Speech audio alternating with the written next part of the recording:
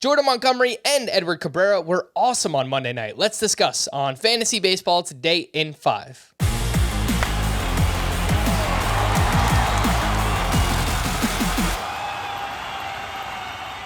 Welcome into FBT in 5. As always, make sure to follow and stream us on Spotify. Today is Tuesday, August 23rd. I am Frank Sanford, joined by Scott White, and some more awesome pitching performances.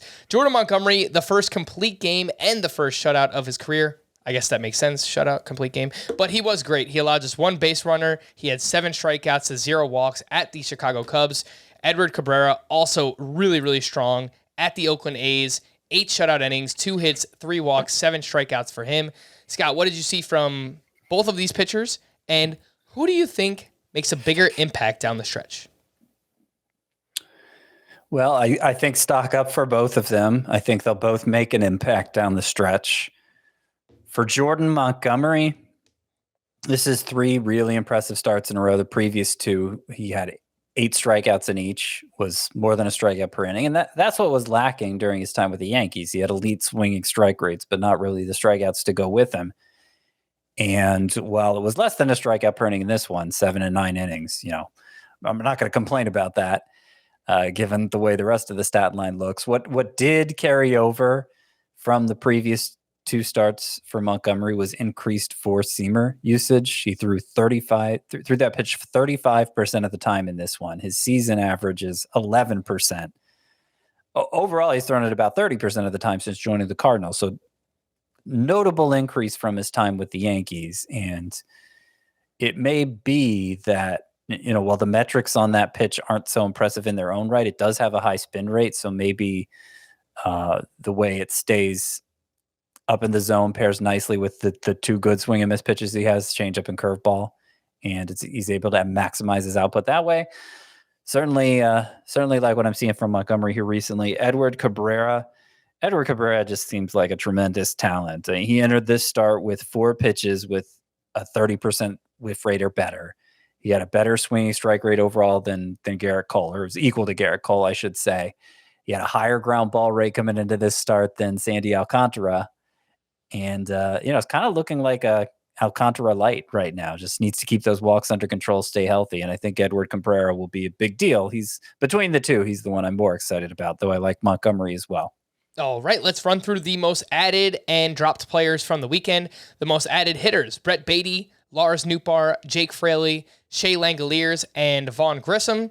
Makes sense, Scott. A lot of players we've talked about at length recently. Brett Baty is the one I'm just a little bit nervous about. I know he's gone 4 hitless games in a row, and Eduardo Escobar is coming back soon. So just kind of be wary of expectations when it comes to Baty.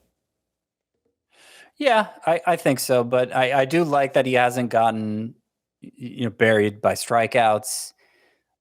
He's made a lot of hard contact against both lefties and righties. It's such a small sample that, I don't think it's unfair to take anything away from the actual production. That, it still stands to reason if he hasn't done anything by the time Eduardo Escobar is back, and the Mets are willing to start Escobar against righties, which they weren't willing to do earlier. But if he does come back and he's healthy and they're willing to do that, and Baty's not doing anything, maybe he does get sent back down.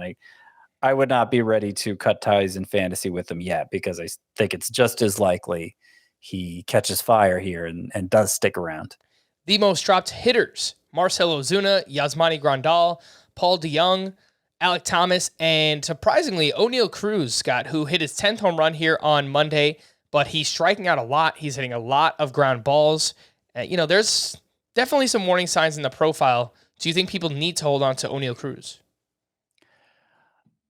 I think it would be optimal to hold on to Oneil Cruz. Obviously, he hasn't been in the majors for long. It's understandable that he's going through some growing pains here, dealing with more breaking balls and off-speed pitches and striking out more as a result. But we've seen that the raw tools are there, translating into a lot of power, a lot of speed. And it's possible over the final 6 weeks, he does kind of turn the corner and is able to maximize those tools more. I think it's easier to justify holding on to him in a categories league, and especially a roto league. I couldn't imagine dropping him in a roto league, even if it means just planting him on your bench for now. But obviously in a points league, you can't really start him with that strikeout rate, and it'd be hard to keep him on a bench because the roster sizes are small in that format. So it makes sense to me he's on the most dropped list, even if, ideally you'd like to find a way to hold on to him. The most added pitchers from the weekend: Mike Soroka, Ross Stripling, Austin Voth, Eduardo Rodriguez, and reliever Jason Adam. The most dropped pitchers: Yusei Kikuchi, Carlos Carrasco, Jose Quintana, Mitch Keller, and a little bit further down the list, Marcus Stroman and Reed Detmers. I know Detmers let us down against the Tigers, but I think we really need to hold on to Reed Detmers. He's been really, really awesome since. Oh, yeah. The 7 starts leading up to that were just incredible. So he gets a pass as much as he should have dominated in that matchup, and the velocity was down a little. He gets a pass. All right. Yeah. And if you want to hear more about these most added and drop pitchers, you can do so on Fantasy Baseball Today. Listen on Spotify, Apple Podcasts, Stitcher, your smart speakers, or anywhere else podcasts are found. And thanks for listening to Fantasy Baseball Today in 5. We'll be back again tomorrow morning. Bye-bye.